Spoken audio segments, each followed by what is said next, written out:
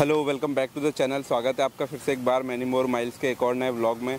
तो आज मैं करने जा रहा हूँ एक और ओनरशिप रिव्यू। और जो बाइक है Yamaha R15 V4 black.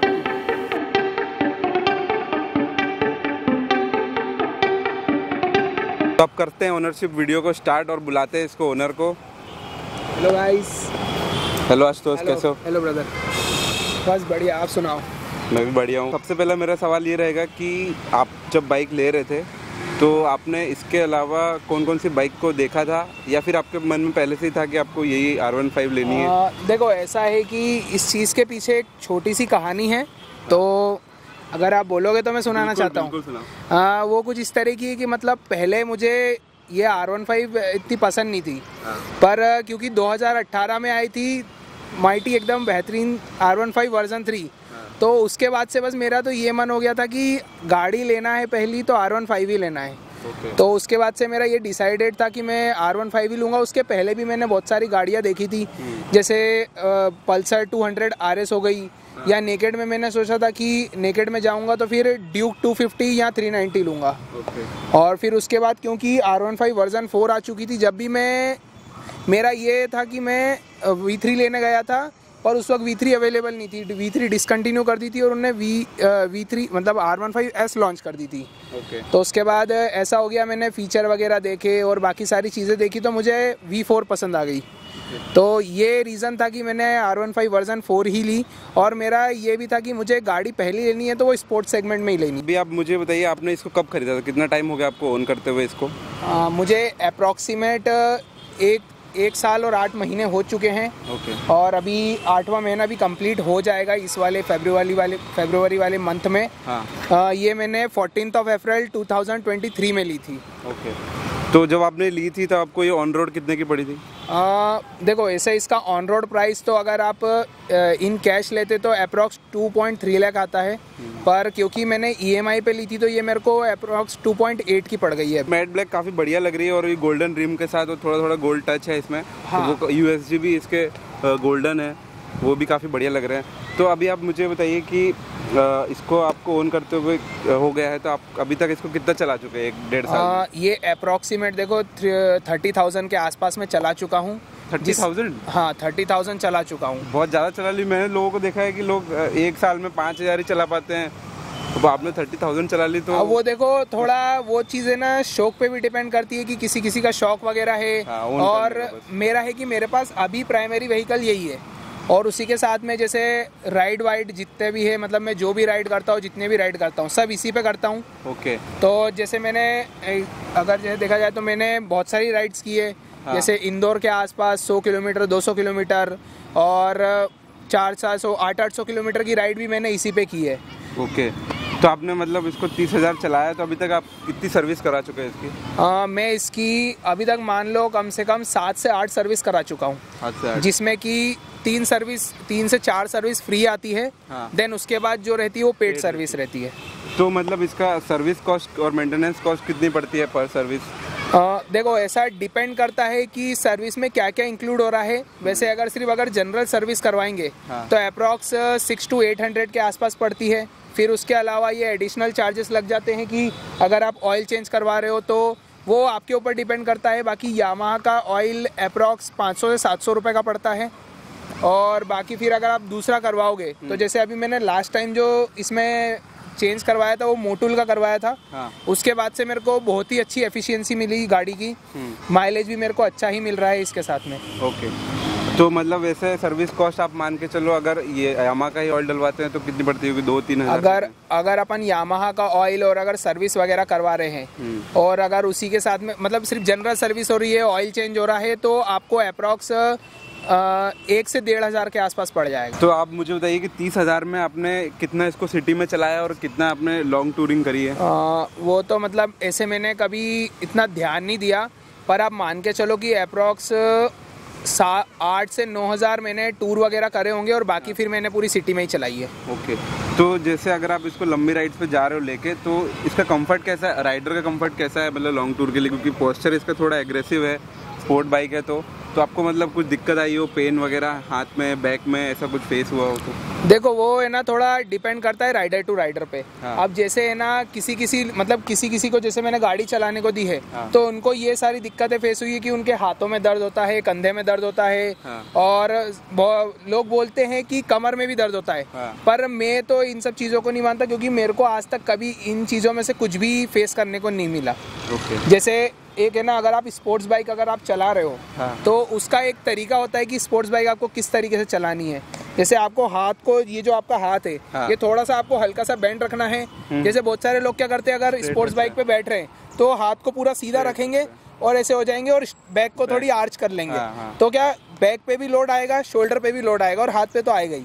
Okay. तो इसको थोड़ा चलाने का तरीका हो जाता है कि आप थोड़ा अपने हिसाब से फ्री हो जाओ। हाँ। हाथ को हल्का सा नीचे करके बैक हल्की सी मोड़ना है, एकदम ज्यादा नहीं कि पूरी ही मोड़ ली, मतलब बाइक की तरफ लीन होना हाँ, थोड़ा सा। हल्का सा बाइक की तरफ लीन होना है।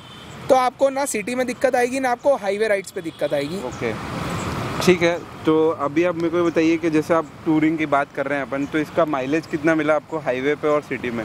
देखो अगर मतलब ऐसे पहले शुरुआत में तो मुझे 50 से अंदर का ही माइलेज मिल रहा था सिटी में। हाँ, सिटी में भी, और हाईवे राइड्स पे तो और कम ही मिलता है। जैसे एक ट्रिप पे मैं गया था, जो कि मतलब मैं इंदौर से भोपाल गया था। हाँ। तो उसमें मैं विद पिलियन गया था, तो मुझे आना जाना अप्रॉक्स 47 का माइलेज मिला था। ठीक है। और फिर जैसे मैं सोलो राइड्स करता हूँ तो सिटी में मेरे को 50 प्लस ही मिलता है। और अभी रिसेंटली एक राइड पे गया था मैं चिड़ीखो। हाँ। तो वहाँ पे मुझे इस गाड़ी ने आना जाना मिला के अप्रॉक्स 53 का माइलेज दिया था। मतलब काफी पॉकेट फ्रेंडली है अगर आप हाँ, स्पोर्ट्स बाइक अगर जैसे स्पोर्ट्स बाइक सेगमेंट में आप देख रहे हो तो आपको माइलेज वगैरह और इन चीज़ों में कहीं भी देखने की ज़रूरत नहीं है। और एक ये भी एडवांटेज मिल जाता है कि आप इससे बाकी जो 200-300 सीसी वाली सेगमेंट वाली बाइक है उनसे भी कम्पीट कर ही सकते हो। जैसे आप बोल रहे हो कि आप पिलियन के साथ भी आपने इस पर राइड किया है, तो राइडर कंफर्ट तो आपको ठीक लगा। तो पिलियन का कंफर्ट, अगर आपको किसी पिलियन ने किया हो, फीडबैक दिया हो, तो कैसा है पिलियन का कंफर्ट? देखो जैसे मैं भी बहुत सी बार अपनी बाइक पे बैठा हूँ एज अ पिलियन। हाँ। तो पिलियन कंफर्ट इतना ज़्यादा कुछ खास नहीं है। मतलब ऐसा है कि हाँ, बस थोड़े छोटी मोटी, मतलब अगर आप थोड़ा मोड़ा थोड़ा 50 किलोमीटर के जगह, हाँ 50 किलोमीटर के अप्रॉक्स बहुत ही ठीक है। अच्छा नहीं बोलूँगा बट ठीक है। ओके। और सिटी में तो वो तो चलता ही है। बाकी अगर जैसे आप लॉन्ग वगैरह कर रहे हो हाँ। तो पिलियन ना ही करो तो ज़्यादा अच्छा है। क्योंकि मैंने इस पे पिलियन अब बिठाना बंद ही कर दिए हैं। पहले मैं बिठा लिया करता था, अब मैं इसको सोलो ही राइड करता हूँ। ओके। मतलब जितना ज़्यादा होता है ना, हाँ। जैसे अगर मैं किसी राइड पे भी जा रहा हूँ या किसी दोस्त वगैरह भी जा रहे हैं, तो मैं प्रीफर करता हूँ कि मैं सोलो ही राइड करूँ। ओके। तो आपने लिए जब से गाड़ी, तब से आपने इसमें कुछ मॉडिफिकेशन वगैरह करवाए आफ्टर मार्केट, या फिर स्टॉक है ये पूरी? देखो ऐसे तो मतलब जो मेजर मॉडिफिकेशंस होते हैं जो मोस्टली लोग करवाते हैं, जिसमें साइलेंसर वगैरह चेंज करवाते हैं। हाँ। और भी बहुत सारी चीज़ें चेंज करवाते हैं। जो इसका रियर टायर रहता है उसको बढ़वा लेते हैं। कोई मैंने मतलब बहुत सारे वो देखे हैं जिसमें 190 सेक्शन का डलवा लिया, 200 सेक्शन का डलवा लिया। हाँ। तो मैंने वो सारे मॉडिफिकेशंस तो नहीं करवाए। ओके। मैंने सिर्फ बेसिक, जैसे जो इसके इंडिकेटर्स थे, हाँ। वो पहले इसमें बल्ब वाले इंडिकेटर्स थे, वो चेंज कर दिए। एलईडी अब लगवाए। इसमें एलईडी लगा लिए। ओके। और उसी के साथ में ये छोटे मोटे मॉडिफिकेशन, जैसे ये वाइजर लगा लिया मैंने। और उसके साथ में बस ये एक माउंट लगाया था मोबाइल के लिए। तो इसको मैं कैमरे के लिए भी यूज़ कर लेता हूँ। टॉप स्पीड आपने कितनी अचीव करी है अभी तक? देखो ऐसे सीटीवीटी में तो खैर आप मतलब मुश्किल से 70 के आसपास, बहुत ज़्यादा हो गया कि 70 आपको मिल रहा है। उतना खाली रोड मिलता है? हाँ, उतना खाली रोड भी नहीं मिलता है और वैसा चलाने के लिए भी नहीं है। बाकी हाईवे पे मैंने चलाई है तो मैं इसको एक बार मैक्सिमम लेके गया हूँ 147 तक। ओके। लोग मतलब मैंने बहुत सारे वीडियो वगैरह भी देखे, उसमें लोग 155 156 लेके जाते हैं, पर मैं तो 147 तक लेके गया हूँ। तो इसका आपको ब्रेकिंग कैसा लगा? मतलब फ्रंट और रियर ब्रेकिंग सफिशिएंट है या फिर कुछ? ब्रेकिंग तो बहुत ही अच्छी है। मतलब जितना मैंने दूसरी बाइक्स चलाई है, हाँ। उसके हिसाब से ब्रेकिंग तो बहुत ही ज़्यादा अच्छी है R15 की। तो आपने जैसे इसको ओन करते हुए आपको 1.8 ईयर्स हो गया है, 30,000 किलोमीटर आपने चला ली है, तो 30,000 किलोमीटर में आपने इसमें कुछ चेंज कराए हैं पार्ट्स या फिर नहीं कराए? देखो छोटे मोटे पार्ट्स मैंने चेंज कराए, जैसे ब्रेक पैड वगैरह चेंज होते हैं, वो मैंने चेंज करवाए। हर सर्विस में तो नहीं कह सकते, हर एक सर्विस के बाद दूसरी सर्विस में चेंज करवाए। हाँ। और उसी के साथ में 2 बार मैं इसका चेन पॉकेट चेंज करा चुका हूँ, जिसमें कि मुझे अप्रॉक्सीमेट रेंज मिली है इसके चेन पॉकेट की 12,000 किलोमीटर के आसपास। ओके। और और उसके अलावा फिर छोटे मोटे ये मॉडिफिकेशन से बस वही है, उसके अलावा और कुछ चेंज नहीं करवाया। और अभी मैं इसका टायर चेंज करवाने वाला हूँ, जिसकी मतलब ये लोग तो रेंज बोलते हैं कि 25 से 30 हज़ार की रेंज है, पर अभी मैं 30 हज़ार के आसपास तो चला चुका हूँ, अभी चलेगा, पर मैं चाह रहा हूँ कि इसको within a week change करवा लूँगा मैं। तो इसका सर्विस इंटरवल कितना है, मतलब कितने हज़ार किलोमीटर के बाद आपको सर्विस करानी पड़ती है? देखो, जैसे पहली सर्विस जो मैंने करवाई थी वो 1000 किलोमीटर पे थी। देन उसके बाद नेक्स्ट सर्विस थी सीधे 5000 किलोमीटर पे।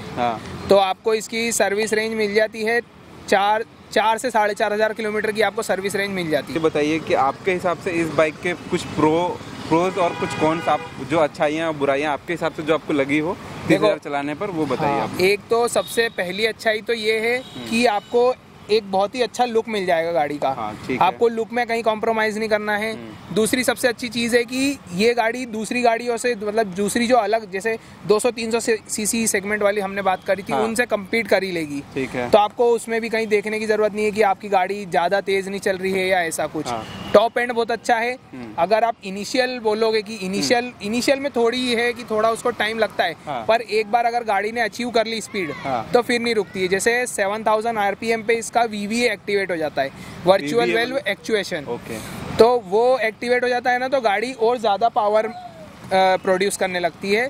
इसमें ऐसा रहता है, जो वेल्व है उसमें जो ऑक्सीजन की कैपेसिटी वो उसको बढ़ा देता है, जो VVA रहता है, तो गाड़ी की परफॉर्मेंस बढ़ जाती है। ठीक है। और कॉन्स वगैरह तो वही है कि छोटे मोटे कॉन्स है कि पिलियन के साथ आप इसको राइड नहीं कर सकते। और उसके साथ सिटी में किसी को थोड़ा डिस्कम्फर्ट हो सकता है, बाकी उसके अलावा तो और कोई कॉन्स मुझे नहीं देखने को मिले। मतलब जैसे पार्ट्स की क्वालिटी में ऐसा कुछ आपको लगा हो कि कंपनी साइड से कुछ कॉम्प्रोमाइज़ किया है कि उसमें रस्टिंग वगैरह या ऐसा कुछ नहीं है, जैसे कहीं से लूज हो जाते हैं पार्ट्स, ऐसा कुछ आपको नहीं हुआ? देखो, पार्ट्स वगैरह में तो ऐसा कोई वो नहीं लगा, पर हाँ एक चीज़ ज़रूर मैं बताना चाहूँगा इस वीडियो में कि इंडिया के हिसाब से यामाहा नहीं है। अच्छा। क्योंकि इंडिया में यामाहा की सर्विस बिल्कुल अच्छी नहीं है। यहाँ के जो भी सर्विस सेंटर है, जितने भी मैंने XYZ जितनी भी जगह सर्विस कराई है, सर्विस किसी ने भी अच्छी नहीं करके दी। मतलब कहीं ना कहीं मुझे कोई ना कोई कमी देखने को मिली है कि कभी ये हुआ कि मान लो मैंने जैसे कुछ वो करवाया तो कभी ब्रेकिंग कम लग रही है, या कभी कोई और आवाज़ आने लग गई, ऐसा। तो मतलब आप सर्विस सेंटर पे ही कराते हो यामाहा के, कि आफ्टर मतलब बाहर कहीं से कराते हो? मैंने अभी तक जितनी बार कराई है यामाहा के सर्विस सेंटर से कराई है। तो उसका एक्सपीरियंस मेरा ज़्यादा कुछ खास नहीं रहा है। आशुतोष जी, आप मुझे बताइए कि आपके हिसाब से अगर कोई व्यूअर या फिर कोई लेना चाह रहा हो इस बाइक को, तो आप उसको रिकमेंड करेंगे? मैं रिकमेंड तो ज़रूर करना चाहूँगा कि अगर किसी को स्टार्ट करना है कि हाँ उसको अगर स्पोर्ट्स सेगमेंट में स्टार्ट करना है, तो वो ये गाड़ी को ज़रूर प्रीफर कर सकता है। क्योंकि एक तो सबसे अच्छी चीज़ है इसका माइलेज, स्पीड वगैरह अच्छी है, लुक्स वगैरह अच्छे हैं। तो अगर बाकी अगर थोड़ा सर्विस का इश्यूज़ रहते हैं, तो अगर वो बस यामाहा की अगर थोड़ी इतनी कृपा हो जाएगी, अगर वो थोड़ा उसकी सर्विस अच्छी कर दे, तो बहुत ही अच्छी बात हो जाएगी। थैंक यू फॉर कमिंग, मतलब आपका टाइम देने के लिए और आपका एक्सपीरियंस शेयर करने के लिए। तो ऐसा कुछ था आज का ओनरशिप रिव्यू, जो कि था यामाहा मैट ब्लैक 2 का। तो अगर आपको कुछ क्वेरीज हो इस बाइक से रिलेटेड, तो आप कमेंट करके पूछ सकते हो। वैसे जो बाइक के ओनर थे आशुतोष, उनका भी यूट्यूब चैनल है। अगर आपको इस बाइक से रिलेटेड कोई वीडियोस देखनी है, उनकी जर्नी देखनी है, तो आप देख सकते हैं। आप मैनी मोर माइल्स को सब्सक्राइब कर लेना, बेल आइकन प्रेस कर लेना, ताकि आपको ऐसे ही आने वाले वीडियोज़ की नोटिफिकेशन मिलती रहे। Thank you for watching.